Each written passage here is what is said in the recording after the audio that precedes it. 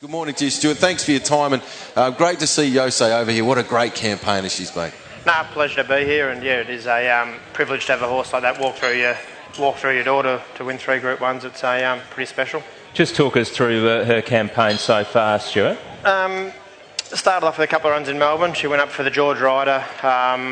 Didn't have a lot of luck and was slow away. And it was probably a race, one of those Sydney weight for age races where they went very steady in front, all sprinted home. I thought she ran well. In the Epsom, she stepped away really slow and got to the line super. Turak probably should have won, or not probably should have won. Dived in, probably a bit of her own fault, but just didn't fall her way. But yeah, you're running third in a race of that calibre. And then after that, it was always a plan just to sort of run again each of those runs or into the Emirates and this race if she was pulling up good, and I just can't fault her. So. How disheartening is it for you? Some of these runs in Group 1 company, they're efforts that you're just missing out on, and if she had have created her own luck, or if luck had have been on your side, they're races that could have been won. It is. At the Turak, I walked away quite frustrated. You try not to, because it's there's a lot of other people worse off in the world than getting beat in a horse race. But yeah, it is. It's very hard to get a horse in a really good spot, and to have them competitive in Group 1s, and to probably possibly end a campaign where you could have won 2 or 3. It can be frustrating, but once again, there's a lot worse other people in the world than me and Yose at the moment. She's been a remarkable mare. When you go back and have a look at her performances, just about every single race that she competes in, top level. Yeah, it's the highest level. I think she's probably, as she's sort of getting up to this amount of starts, and she's only won the 4 races, a couple of people sort of have said to me, oh, she doesn't win out of turn, and that's probably right. For me, though, she's a gross little, good doing horse. That's probably a thing that's let her down. She does so well. She'll put on 4 or 5 kilos within 4 days if you're too easy on her after a race. So a lot of them runs, she always has 2 or 3 runs into a race where I just know she can't win. So you can, if that's 5 campaigns or 6 or probably more than that now, I think it's the 7th campaign, you can take 12 or 14 runs straight off out of that, and then probably nearly every other race where she's 3rd, 4th or 5th run into a preparation, she's either been there or bouts or just had no luck. So no, I think she's been ultra consistent, and I wish I could have a few more of them. We've just seen her doing the track work on the screen and just showed the replay up there. She looked to be doing it very, very comfortably, and how she settled in over the last couple of days. Yes, firstly on her work, she's always a good track worker, and works well when she's racing well too. There's a couple of times she does, and when she works poorly, she races accordingly. She seems to have got over here well. She's eaten up. I think she's had 6 or 7 individual trips to Sydney. She's been to Brisbane. She's been to Adelaide. So she is very seasoned at just lobbing in a new box, putting her head in the feed bin. And obviously very tough. She is. That's a I've said to a few people, and the owners sort of say don't take a lot of credit, but that glass there could train her. She's just work her and feed her, and she's very, very easy to train. A lot of her great performance. We've seen her getting soft runs well off the speed, but coming through the pack and weaving her way through. Could sense your disappointment with the gate number 18. Obviously, if you're going to have to come wide for the run, it's going to be very difficult for her. Yeah, I think, and she loves diving through. I think, I'll leave it to Michael, but I could see us going back from that gate and then just riding for luck. Yeah. I think, you start taking off around them on these sort of tracks, you can get into trouble. I'd probably rather just ride for luck, and if we go to the line hard held, so be it. It's a fair way to come. How's she handled the trip? Really good, Eddie, and it is a long way to come. And actually, probably longer than I thought. She left our stables Friday morning at 9 o'clock, and I think it was 10 and a half hours by the time they have a road trip to the airport, which is about an hour and a bit. We picked up Gay's horses on the way in the truck. There's another 2 hours from the time we get to the airport. By the time the plane takes off, it's another sort of hour or 2 here. You get to the stables here. I think it was nearly 11 hours door to door. Long way to come for a bottle of beer with a bad number. It is. Luckily, it's good beer. That's the truth. It would want to be a little gold nugget at the bottom of it. Look, the beauty of it is, though, she's proven in this sort of company she can. The draw at the end of the day, it's only a number, and so much of it depends on how the race is run, more so than where you're actually drawn in the race. I think that's exactly right. To have a speed in the race will be the big advantage for me on Saturday. And probably the bottom lip drops a little bit, but there's plenty of times she's drawn 1. I think she's drawn 1 nearly a dozen times. There's plenty of times she's drawn one and she's been back last or second last anyway, so it's not the end of the world. We'll be going back.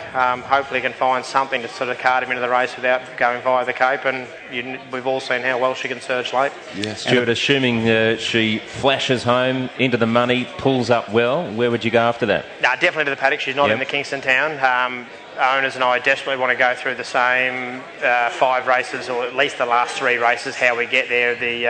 In Sydney for the autumn, which is the Queen of the Turf, the Coolmore, and then into the Doncaster. So she's had a taxing enough spring, but yeah, I at least want to get her home, have at least 3, maybe 4 weeks in the paddock, and then sort of the 3 Group 1s in Sydney. You mentioned that at the beginning of a campaign she takes a few runs. How hard is it to keep a mare up at this level?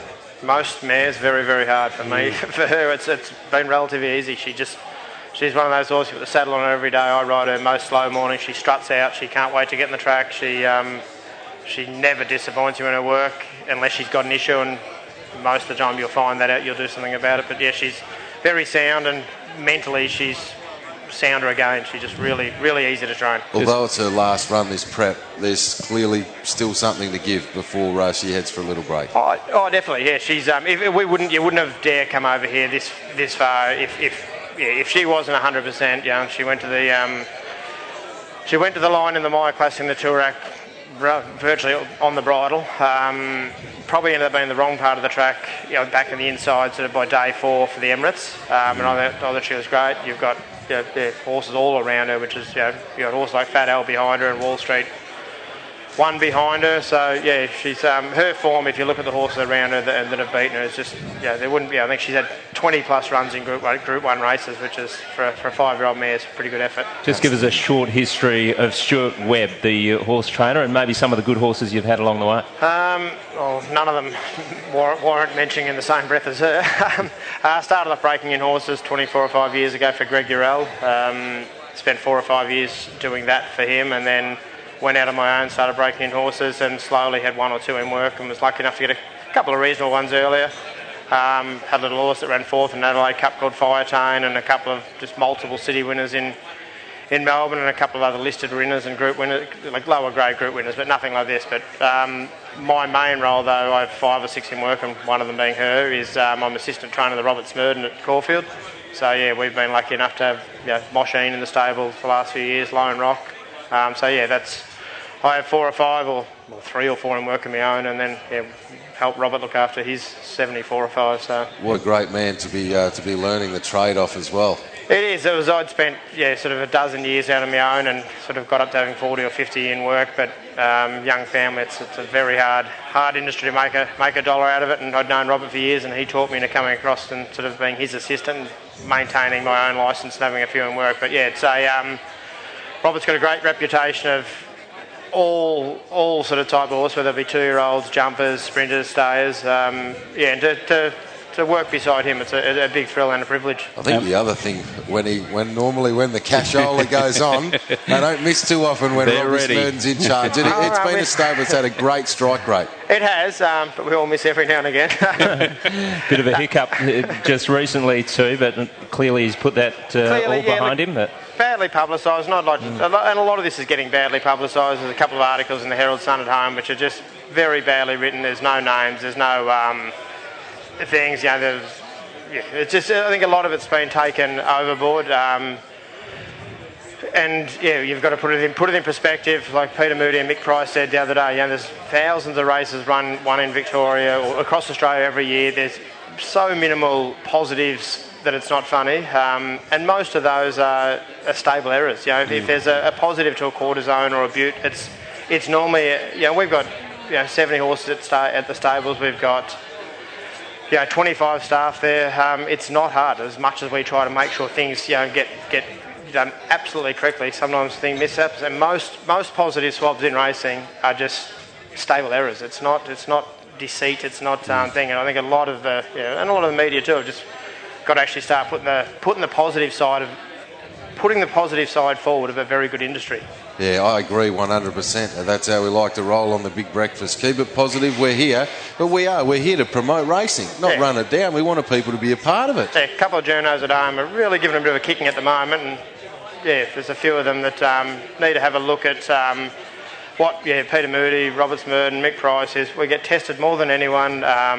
It's and that is daily, true. and even a couple of people in the know were on a TV station the other day sort of saying, finally, we've got surveillance. It's been happening for years. That the stewards do a great job. They're forever on our case and everybody's case, and to keep the sport clean. I think other than a couple of recent hiccups, it is very good. Yeah, have to agree. Stuart, we appreciate your time. Best of luck on Saturday.